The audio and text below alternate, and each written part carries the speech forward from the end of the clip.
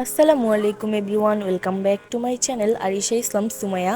আজকে আমি আপনাদের সঙ্গে শেয়ার করব মুরগির মাংস এবং আলু দিয়ে মজাদার একটা বিকেলের নাস্তা। এটা হচ্ছে মুরগির মাংসের কাবাবও বলতে পারেন। চলুন দেরি না করে দেখে নেওয়া যাক কিভাবে তৈরি করতে হয় এই কাবাবটি তৈরি করার জন্য প্রথমেই আমি একটা পাত্রের মধ্যে নিয়ে নিয়েছি 3টা মিডিয়াম সাইজের আলুগুলো এখানে সিদ্ধ করে নেওয়া হয়েছে।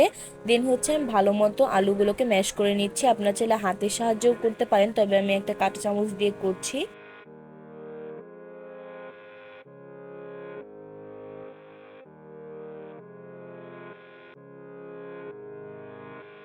তো আমার কিন্তু আলুগুলো ম্যাশ করে নেওয়া হয়ে গিয়েছে। এবার আমি আলুর মধ্যে দিয়ে দিব মাংস। এখানে আমি 1 কাপের মতো মাংস নিয়েছিলাম। আমি একটা মুরগির মাংস এখানে কুচি কুচি করে কেটে নিয়েছিলাম, দেখতেই পাচ্ছেন। আপনারা চাইলে কিমা করে নিতে পারেন, কোনো সমস্যা নেই। আর আমি আজকে যেই পরিমাণে বানাচ্ছি সেখানে হচ্ছে 15 থেকে 16টা কাবাব হবে। তো এখন আমি মুরগির মাংসের সাথে ভালো মতো আলুটাকে মিক্স করে নিচ্ছি। দেখতেই পাচ্ছেন আমি মেশ করে নিয়েছি। এবার হচ্ছে এর মধ্যে আমি দিয়ে দিচ্ছি কাঁচামরিচ এবং পেঁয়াজ। এখানে আমি 3টা পেঁয়াজ কুচি কুচি করে কেটে নিয়েছি অ্যান্ড 4টা কাঁচামরিচ দিয়েছি। দেন হচ্ছে এর মধ্যে দিয়ে দিলাম আমি কর্নফ্লাওয়ার। আপনারা চাইলে আটাও ব্যবহার করতে পারেন, কোনো সমস্যা নেই।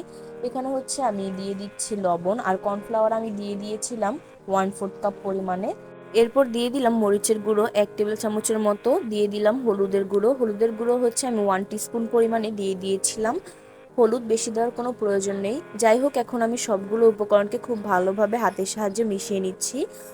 অনেক ভালো মতো মিক্স করতে হবে যাতে প্রত্যেকটা জিনিস ভালো মতো মিশে যায়। দেখতেই পাচ্ছেন আমি ঠিক কিভাবে মিক্স করে নিচ্ছি।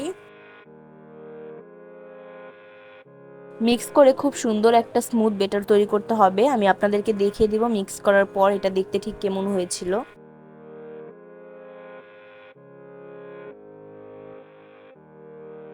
তো আমার কিন্তু এটা অলমোস্ট মিক্স করে নেওয়া হয়ে গিয়েছে। আপনারা আশা করছি দেখেই বুঝতে পারছেন আঠালো একটা বেটার হয়েছে।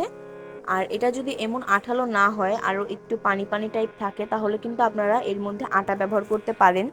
আবার চাইলে চালের গুঁড়াও ব্যবহার করতে পারেন, কোনো সমস্যা নেই। তবে আমার মনে হয় এটাতে কর্নফ্লাওয়ার ব্যবহার করলেই ভালো হয়, একটু ক্রাঞ্চি বেশি হয়। মানে একদম পারফেক্ট একটা কাবাব হয়। যাই হোক, এখন আমি দেখিয়ে দিচ্ছি ঠিক কেমন হয়েছে। আশা করছি দেখে বুঝতে পারছেন।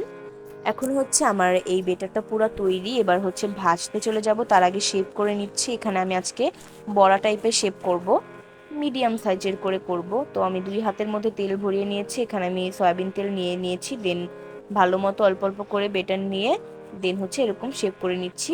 ফার্স্টে গোল করে দেন আমি মাঝখান থেকে একটু চাপ দিয়ে দিচ্ছি, এতে করে কিন্তু সুন্দর একটা শেপ আসবে। আমি একই পদ্ধতিতে সবগুলো করে নিচ্ছি।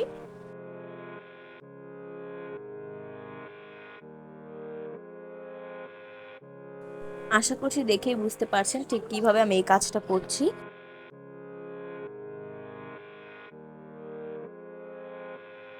এখন আমি সবগুলোকে এরকম ভাবে শেপ দিয়ে তারপর চলে আসছি এবং আপনাদেরকে দেখাচ্ছি।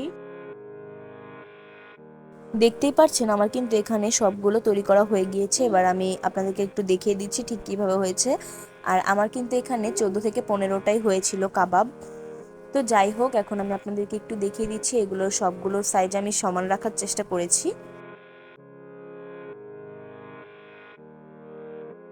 এবার আমরা কাবাবগুলোকে ভাজতে চলে যাব। ভাজার জন্য একটা কড়াইয়ের মধ্যে আমি পর্যাপ্ত পরিমাণে তেল নিয়ে নিয়েছি। তেলটা গরম হলে আমি কাবাবগুলো দিয়ে দিচ্ছি।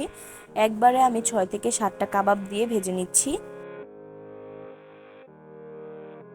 কাবাবটা কিন্তু মিডিয়াম হিটে ভাজতে হবে, কারণ এর মধ্যে মাংসগুলো কিন্তু কাঁচা। আর এই মুরগির মাংস যেহেতু, তাই তাড়াতাড়ি সেদ্ধ হয়ে যাবে। তো আমার এক পাশ হয়ে গিয়েছে, আমি আরেক পাশ উল্টে পাল্টে ভেজে নিচ্ছি। সেম প্রসেসিংয়ে আমি আবারও বাকিগুলো ভেজে নেব।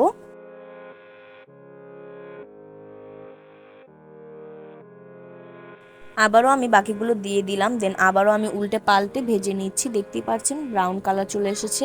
আর আমি আজকে এমনই কালার রাখবো। তো যাই হোক, ভালো মতো ভেজে নিচ্ছি, দুই পাশ যাতে ভালো মতো হয়। তো আমার ভাজা কিন্তু হয়ে গিয়েছে, আর দেখতেই পাচ্ছেন এটার ফাইনাল লুকটা। আর এটা কিন্তু খেতে অসম্ভব মজার। আশা করছি বাসায় ট্রাই করবেন। তো আমার আজকের এই ভিডিওটা ছিল এই পর্যন্তই। ভালো লাগলে অবশ্যই লাইক, কমেন্টস এন্ড শেয়ার করবেন, আর আমার চ্যানেলটাকে সাবস্ক্রাইব করবেন। দেখা হবে পরবর্তী কোনো নতুন ভিডিওতে। ততক্ষণ পর্যন্ত ভালো থাকবেন। আল্লাহ হাফেজ।